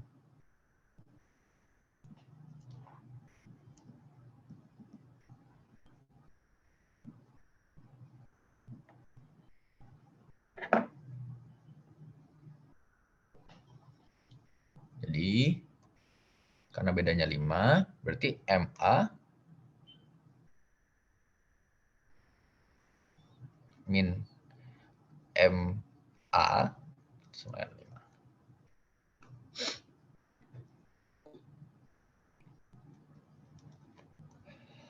Nah, menurut rumus modulus jarak, artinya ini sama dengan min 5 plus 5 log D ya. Nah, berarti 5 dikurang 5, 0. Ya kan? Sama dengan 5 log D. 0 dibagi 5, 0 juga ya. D.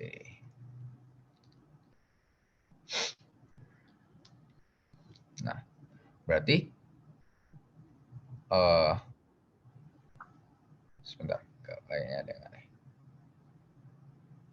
MA 5.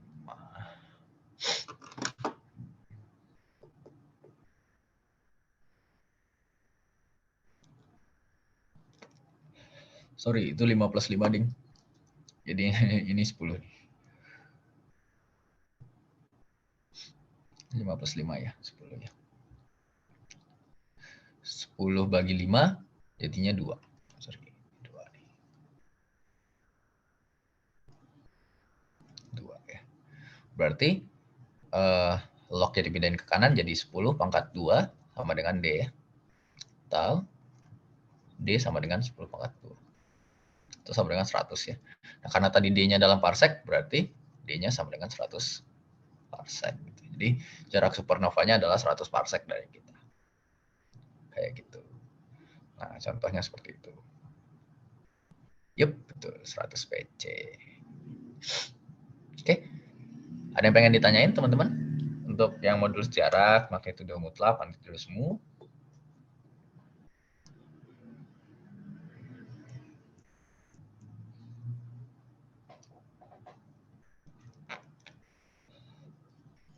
Ada yang bingung?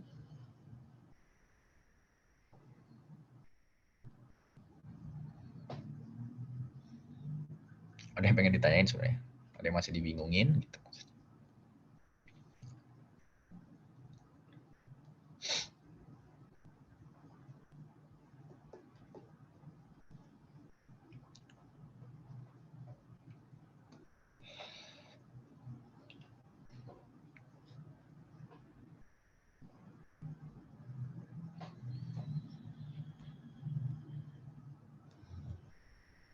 Nah, sebenarnya kalau untuk materi utamanya menurutku sampai sini, tapi nanti kita bakal ada materi-materi tambahan yang untuk ininya ya.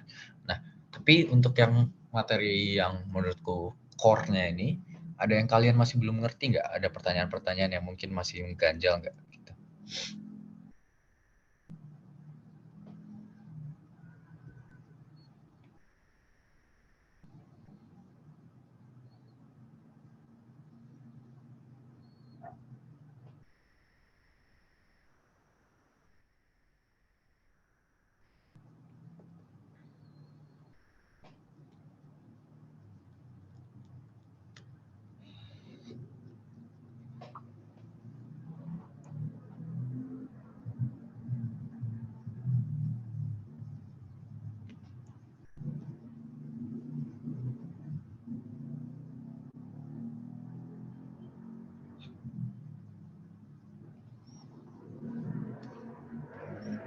Nah, kalau misalnya ini mungkin aku kasih soal ya.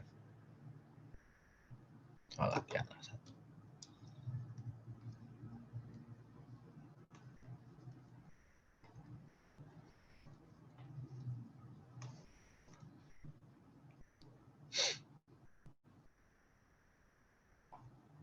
Nah, misalkan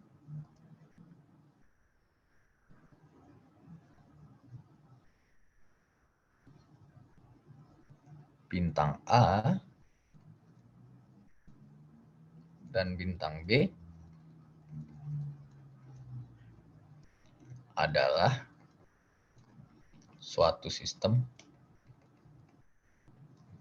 bintang ganda. Bintang ganda ya. Jadi bisa dibilang kesimpulannya jaraknya sama ke kita.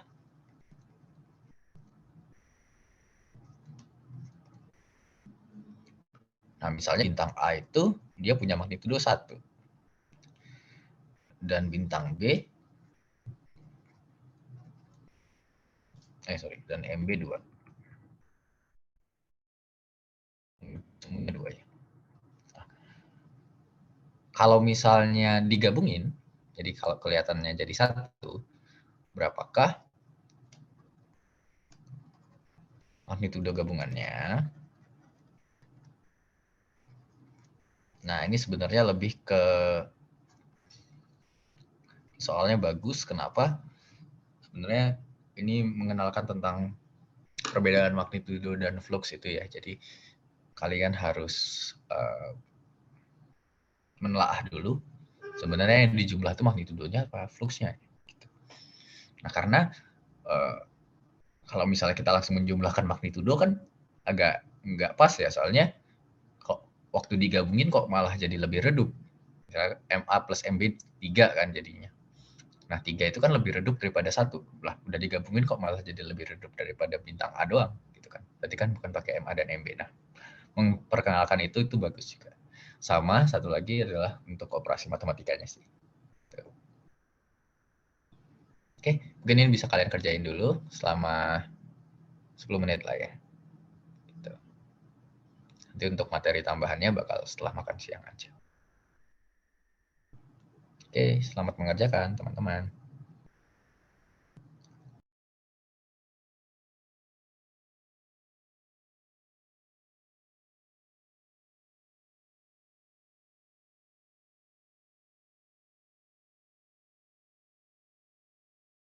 Sorry, ini ada pertanyaan ya. Tadi aku kelewat. Kak izin bertanya, dapat plus 5 dari mana ya? Oke, mungkin kita balik sebentar ya. Aku kayaknya tahu ini plus 5-nya dari mana. Maksudnya yang plus 5 yang dimaksud yang ini ya. Plus 5-nya dari mana itu. Nah, jadi plus 5-nya itu datang dari sini. Jadi kalau min 5 yang ini, itu datangnya kan dari min 5 dikali 1 ya. Jadinya min 5. Oke. Nah, plus 5-nya datang dari mana? Plus 5-nya itu datang dari min 5 dikali min log DA. Min 5 dikali min log DA. Jadi min 5 dikali min kan jadinya plus 5 tuh. Ya kan? Nah, plus 5 dikali log DA sama dengan plus 5 log DA. Gitu. Kira-kira dari situ. Oke. Udah menjawab kira-kira untuk yang plus 5-nya?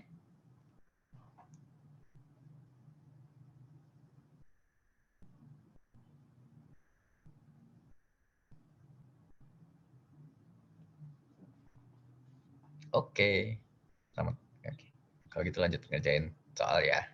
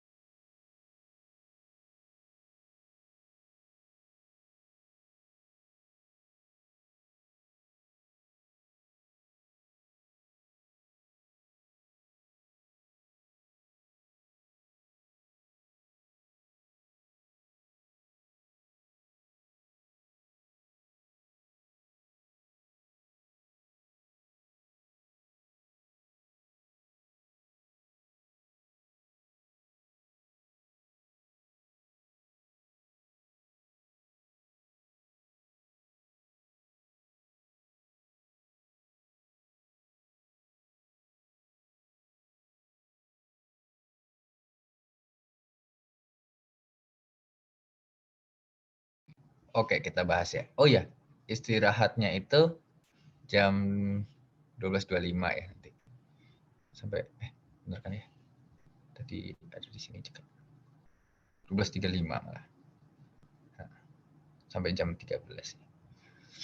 Oke. Jadi jam setengah 1. Oke, kita lanjut ya. Ini kita bahas dulu. Jadi bintang A, bintang B, satu sistem bintang ganda, jaraknya sama. MA1 dan magnetosum A1 dan magnetosum B-nya 2 gitu ya. Nah, terus kayak yang aku bilang tadi, ini yang penting tuh sebenarnya adalah bahwa kita menyadari F total gitu ya. Jadi flux total yang harus kita gabungin, bukan M-nya yang total tapi fluxnya ya.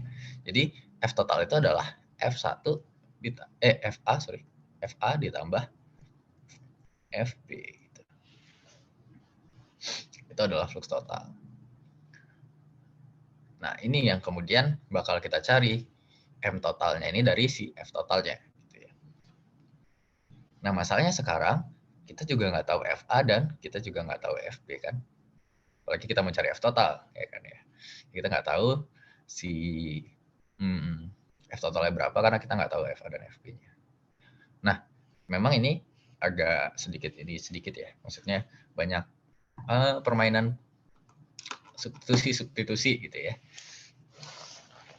Tapi sebenarnya bisa dicari. Nah, caranya gimana? Caranya itu adalah dengan kita mencari ini dulu, FA per FB dulu. Bisa nggak kita mencari FA per FB? Bisa. Kita cari dengan cara membandingkan magnitudonya ya. Jadi kita tahu bahwa MA min MB kan sama dengan negatif 2,5 log FA per FB ya. Itu kan. Nah, dengan kata lain, berarti 1 min 2 itu sama dengan negatif 2,5 log FA per FB-nya itu ya FA per FB ya, karena kita belum tahu nilainya berapa. Nah, jadi kita putar aja ini 1 min 2 berarti min 1 ya. Terus dibagi dengan negatif 2,5 ya. Log FA per FB. Nah, 1 dibagi 2,5 tuh harusnya 0,4 ya. 0,4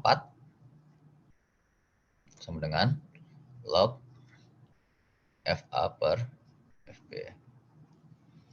Nah, berarti 10 pangkat 0,4 itu sama dengan FA per FB. Nah, berarti 10 pangkat 0,4 itu harusnya tadi sih. 2,5 itu. Coba aku cari pasti ini. 10 pangkat 0,4. Ya, 2,512 itu ya. Ya, jadi perbandingannya ini. Karena kan memang bedanya 1 ya. Bedanya 1 berarti kan FA per FB-nya 2,512 ya. Sama kayak kita dapat apa yang aku jelasin waktu nurunin rumus Oxfam. Jadi udah dapat nih FA per FB-nya itu 2,512 gitu. Nah, kita tahu bahwa F total itu kan sama dengan FA ditambah FB. Nah, kita tahu bahwa FA itu berarti sama dengan 2,512 FB kan? Gitu. Nah, dengan kata lain, F totalnya itu sama dengan 2,512 FB ditambah FB. Tahu ini sama dengan 3,512 FB.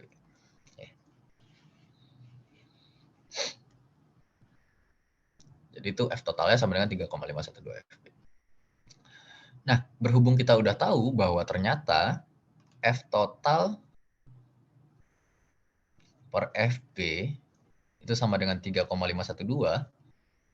dengan kata lain kita bisa memutar rumus Poisson tadi, di mana kita sekarang mencarinya berarti adalah M total dikurangi dengan MB. Gitu ya. Sama dengan negatif 2,5 log F total per FB. Nah, berhubung si F totalnya itu sendiri kita udah tahu, itu adalah 3,512 FB. Kata lain ini bisa kita coret kan. Nah, kita bisa dapat bahwa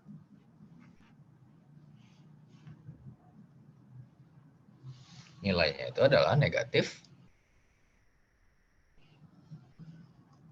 1,363 atau 1,364 gitu ya.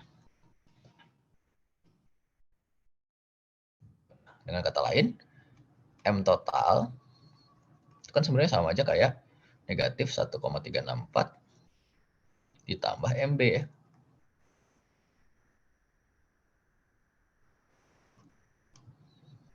MB-nya tadi adalah dari soal 2. Berarti ini tambah 2. Oke. Kata lain, kita dapat bahwa M totalnya adalah 0,64 magnitudo. Nah, jadi gabungannya sebenarnya adalah 0,64 magnitudo. Gitu. Oke. Nah, sampai sini ada yang pengen ditanyain untuk prosesnya?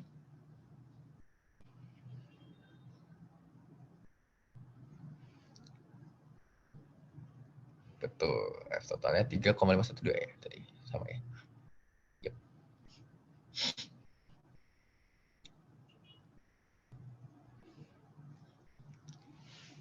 Gimana teman-teman? Ada yang pengen ditanyain untuk ininya, pengerjaannya?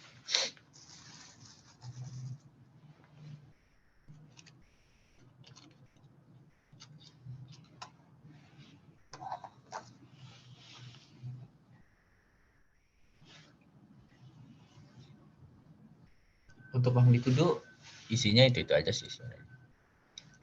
Konversi-konversi kayak gitu.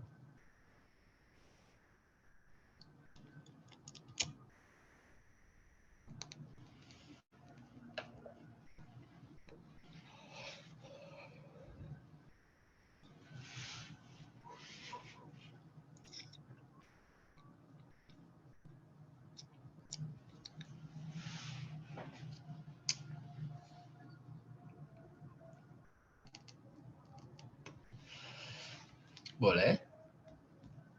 Scroll jawabannya dari awal. Yang ini ya. Yang ini udah.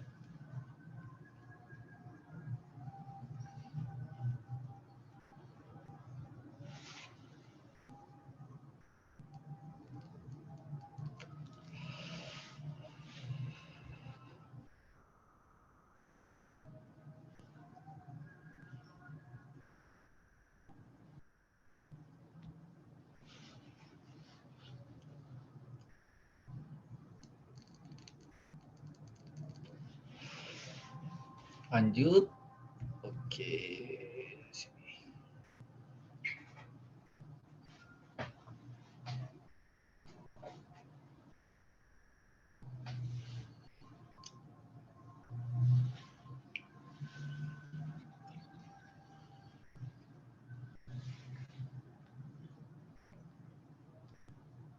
Oke.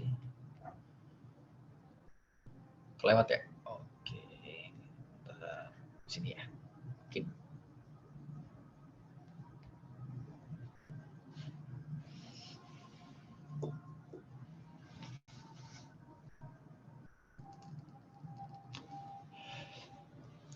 Kenapa M totalnya ditambah M2?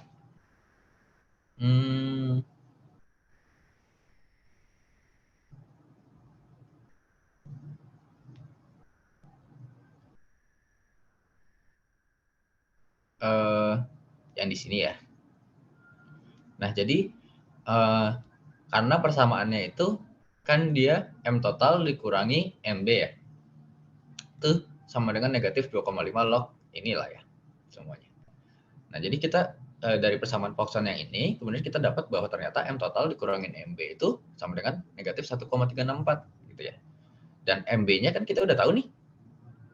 Ya, jadi MB yang ada di sebelah kiri sini kemudian kita pindahin ke sebelah kanan. Gitu. Supaya yang di sebelah kiri tinggal M total aja. Itu kenapa akhirnya jadinya M totalnya itu sama dengan ini ditambahkan dengan MB. Gitu. Jadi ini sebenarnya MB yang ada di kanan ini hasil dari pemindahan dari yang sebelah kiri sini ke kanan biar si M totalnya sendirian. Gitu. Udah kejawab belum? Oh ya, tadi yang foto udah juga belum?